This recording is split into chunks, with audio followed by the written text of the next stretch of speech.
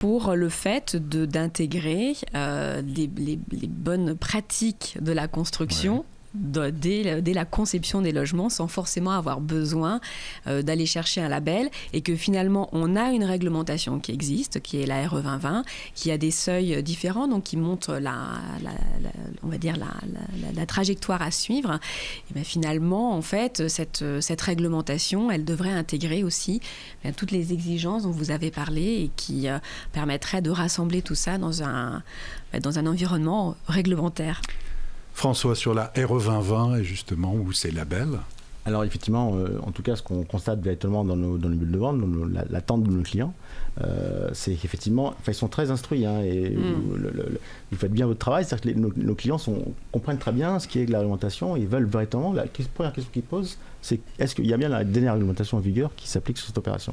Donc à la fois, ils sont très attentifs par rapport à ça, et à la fois, eux-mêmes, ils savent très bien que c'est une démarche bas carbone. Vous parliez de l'étiquette énergétique, c'est vrai, l'énergie c'est hyper important, c'est effectivement les consommations à la fin du mois, mais aussi l'impact bas carbone, ils en sont conscients aujourd'hui. Donc c'est plus nébuleux, ils en sont parfaitement conscients.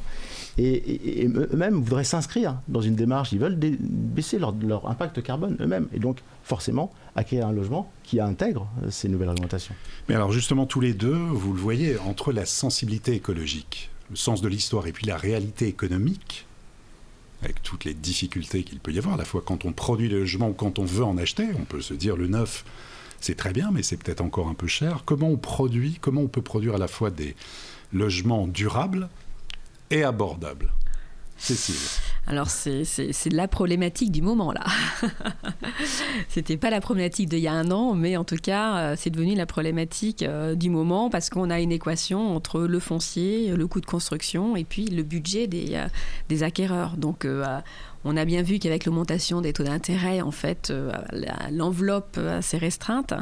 Et malheureusement, les coûts de construction et les coûts de foncier restent bien là. Donc il va falloir trouver des solutions. Quelles sont vos pistes alors, les solutions? Les solutions, je pense que nous, on ne les a pas toutes. Parce qu'il faut bien sûr pouvoir justement accompagner les acquéreurs, les investisseurs, parce qu'on a quand même besoin aussi d'avoir des investisseurs privés, pas que des institutionnels. Mais le Pinel va s'arrêter alors. Oui, je pense que c'est dommage, parce que ça fait partie du panorama, et les gens aussi ont besoin d'investir, de placer leur argent. Le placement dans la pierre, entre guillemets, reste quand même un placement qui est très sollicité par les Français. Donc je pense que c'est important de pouvoir conserver des avantages pour encourager l'achat du neuf, parce que rénover les logements, on sait que ça coûte beaucoup d'argent et que le résultat ne sera jamais aussi performant qu'un logement neuf. Oui. Même si on sait que 70% d'une ville est constituée de logements et 80% des logements de 2050 existent déjà, donc il y a ce besoin avant tout en tout cas de rénover, mais aussi de produire du logement neuf, abordable et durable. François? Abordable. Alors moi je pense que la démarche de Green Eco et de Care Promotion, elle va dans le bon sens, puisqu'on est avant-gardiste. Et effectivement, ce qu'on constate à chaque nouvelle réglementation, c'est qu'il y a un pic, c'est-à-dire qu'à un moment donné, il faut que l'ensemble de l'écosystème s'approprie cette réglementation. Et donc forcément, les industriels ne sont pas prêts, les entreprises ne sont pas prêtes, les installateurs ne sont pas prêts. Et donc ça impacte les coûts de construction tout de suite. Et l'avantage de ces paliers de l'ère 2020, c'est que finalement, on va se projeter et anticiper. Et c'est le travail qu'on fait en ce moment, c'est d'anticiper et de mettre en œuvre déjà aujourd'hui des bâtiments vertueux qui seront, comme vous le dites, en 2050 présents, et qui devront déjà intégrer ces dimensions-là. Et donc on apprend. Et donc nos coûts, forcément, en étant une longueur d'avance, ils vont s'amortir quelque peu. Alors, ils resteront élevés parce que la technologie a un prix, mais en tout cas, ils vont s'amortir progressivement. Et effectivement, dans le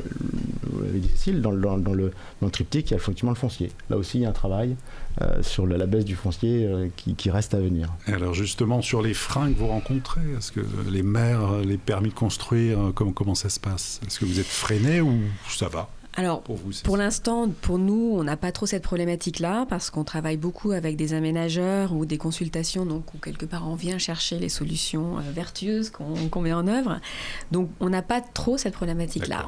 Maintenant, on va s'approcher bientôt d'événements un peu électoraux qui vont peut-être nous freiner, mais en tout cas, c'est pas une problématique que l'on rencontre spécifiquement. D'accord. François? Alors, voilà, nous, on se développe sur deux réseaux. Ça fait effectivement les consultations, donc comme vous l'avez dit, Cécile, on n'a pas de difficulté parce que c'est une volonté de la ville déjà inscrite dès le départ. Et puis après, on regarde des opérations dans le diffus. Et donc là, effectivement, on est impacté par cette problématique-là. Et aujourd'hui, c'est paradoxal, puisque finalement on a une loi qui est le PLU, PLUI, et en fait qui est établie et appliquée par la même personne. Qui est conçu et appliqué par la même personne. C'est assez paradoxal. Aujourd'hui, on sépare effectivement les pouvoirs. Ben là, finalement, c'est une seule et même personne. Donc, on est face à cette difficulté-là où on est tout le temps en train de négocier pour valider les dispositions du permis de construire en termes de surface d'emprise, en termes de hauteur, etc. Alors qu'elles sont prévues et réfléchies sur le long terme dans le cadre des PLU. Donc, c'est une vraie difficulté aujourd'hui. Et alors, justement, en conclusion, quels sont pour vous les grands défis du neuf dans les années à venir ? François ? Et après, je pense que sur le gaz à effet de serre, la cible qui est donnée par la RE20 est déjà hyper ambitieuse. Et je pense qu'il y a deux autres défis, un défi environnemental et un défi social. Le défi environnemental qu'on touche du doigt à présent, c'est la problématique de la rareté de l'eau. Donc on est déjà en train de réfléchir à cette dimension de nos opérations, mais c'est pas simple. Mais en tout cas, il faut y travailler. Je pense que c'est vraiment un sujet important. Et le deuxième défi, c'est un défi social. Effectivement, je disais, le vieillissement de la population, la baisse de natalité, voire la dénatalité dans certains pays. Donc ça, c'est une problématique qu'on va découvrir dans les années à venir pour effectivement avoir des logements qui répondent aux attentes différentes. Et puis aussi un changement de consommation, où finalement aujourd'hui le bien, la possession, la propriété, c'est plus le modèle. Et donc comment demain on va pouvoir continuer à offrir des logements et faire notre métier de promoteur. Cécile, en conclusion, les grands défis du neuf, alors pour vous, qu'est-ce que vous voyez ? Je suis absolument tout à fait d'accord. Donc, le logement évolutif. Le logement évolutif, c'est un impératif. Les usages sont très importants. On parle de la taille des logements qui, soi-disant, rétrécit, mais il faut savoir qu'en fait, par personne, eh bien, la taille des logements a considérablement augmenté. Donc ça, c'est un défi et c'est justement une perspective qu'il ne faut pas perdre de vue. Donc il faut rester, je pense, faire confiance au métier du promoteur et à sa connaissance du marché pour justement essayer de s'adapter au mieux à ces évolutions de société. Merci à tous les deux. Cécile Vendangeon, merci beaucoup. Merci Olivier. François Correa, merci également. Merci. Et à très bientôt pour une prochaine émission de Figaro Immo.